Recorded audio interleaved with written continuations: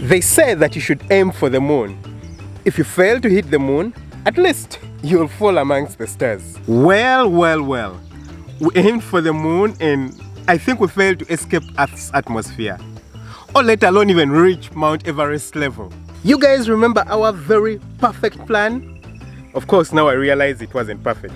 Well, our plan of growing 200 acres of maize in order to feed our parent stock, which is coming soon, well, that ended weirdly. Really weirdly. And in today's video, I'm going to be telling you guys about it. So please stick around.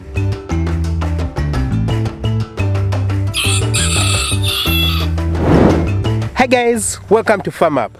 I'm Dr. Daniel and I'm a very passionate farmer. Very passionate. So if you're a farmer and you're interested in farming, well, you've met the right person. So don't miss the opportunity to subscribe. Come on, just hit the subscribe button, smash that notification bell, that way you never miss out on an upload. And don't forget to hit the like button. Come on, hit it. Now by this point, I know most of you know of my desire to keep layers and chickens for eggs. So we have a plan of keeping around 100,000 birds, at least 100,000 birds. Could be 200,000, could be 1 million, or 1 billion, who knows? Aim for the moon. So because of such a plan, we had to get in parent stock because buying such a huge number of birds, let's say we are going for 1 billion birds. Well, let's say we're going for 1 billion birds. Like honestly, buying such a number of birds would just be too expensive. And if it's just 100,000 like we've aimed for, 100,000 is not a small number, it's a very big number. So because of that, it's easier to have the parent stock. You fill your own, barns with your own chickens. So in order to keep such a huge number of birds, even just the parent stock, which is going to be around 3,400 birds, we need to use commercial feed. We can't use black soldier fly, we just can't grow enough. Fodder we can try, but the most feasible way is using commercial feed. Now, the commercial feed that I'm going to be using is going to be concentrate based. So you have the concentrate, then you have limestone, which are two options which we don't have a solution for. We're not going to make a limestone or concentrate making factory or machine on the farm here. No, that's out of the way. So the other two alternatives are maize bran and maize, whole maize. And these two components can be gotten from a farm. We have over 400 acres right here. So we can use that to grow the maize. Grow the maize, reduce on the cost for the commercial feed. So the plan was simple, grow the maize. And this is one of the areas, guys. So what we had to do is that there were lots of shrubs on the farm. Lots and lots of shrubs. I think a big section of the farm hadn't been used for quite some time. So we had these very thorny shrubs that were growing. You just pass close by and they have very pointed thorns. So we had to cut them down. Burn them up because there was nothing we're going to use them for. Burn them. Then after that, we had to plow. So you guys can see that this area was plowed. It's very obvious. It was plowed, but it wasn't planted. So we had some tractors to help us plow. We have 3 tractors on the farm, but 2 of the tractors are not big enough, not strong enough to be able to plow this area. So we had to get another outside tractor to help us plow the place. But we went through quite some challenges plowing the place because number one, it was so dry. Told you guys the farm is located in the dry belt, part of the dry belt of Uganda. So the place was really dry and the rains hadn't come, and so the tractors were having a very hard time cutting through and slicing through the ground and all those things. The other problem we had was mechanical issues. Guys, the tractors I think were too old. Yeah, they were just too old and they were breaking down every time. Like 1 hour the person would come to plow and then after an hour they're already driving back for something to be repaired.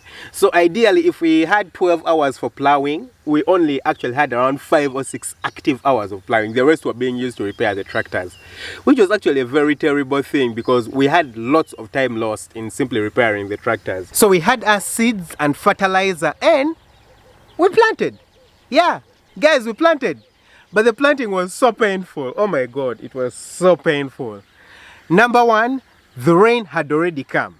So that meant that the ground was so soft. So it was very hard to use any kind of machinery. The tractor was having a problem going through, just making the lines, where we shall put the seeds was a problem.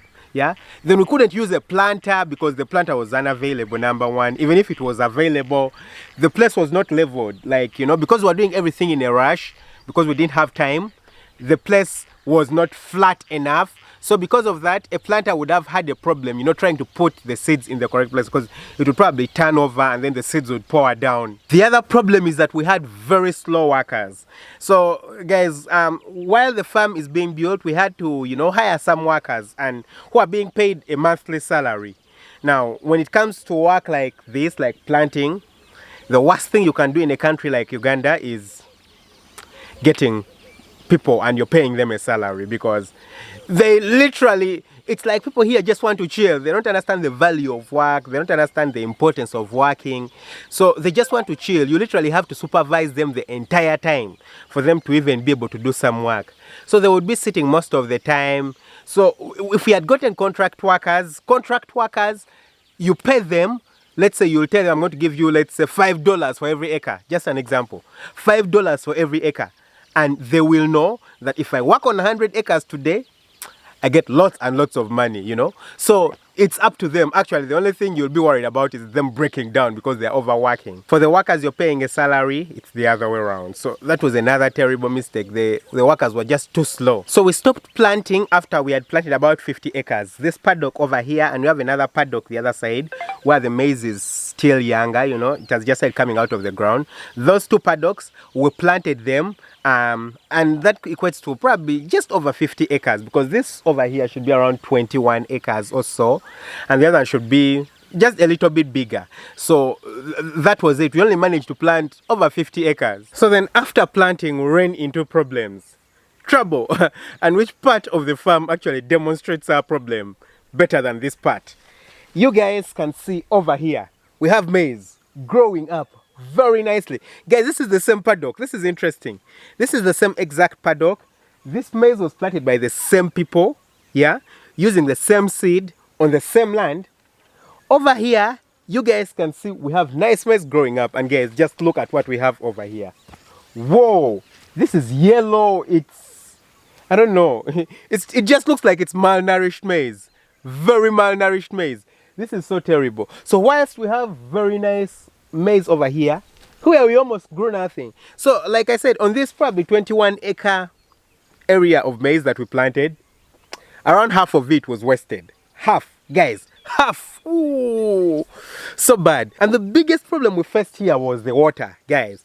This area waterlogs here so much, this other section of the farm. The other area has a little bit less water. This area has too much water. Too much water.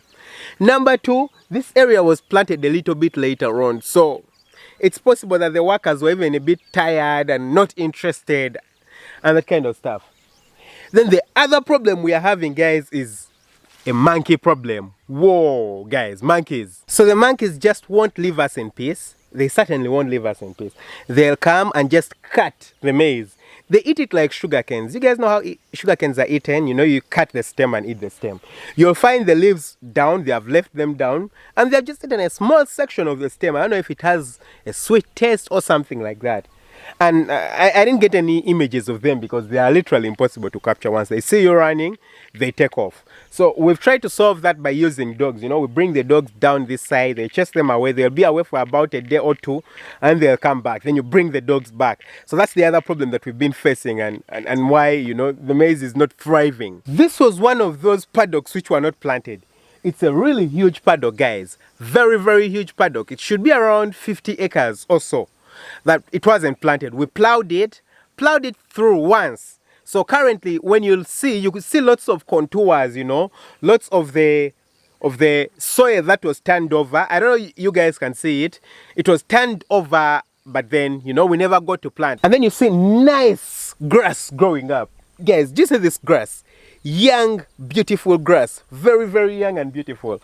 And the sad thing is that the cows have refused to eat from in here.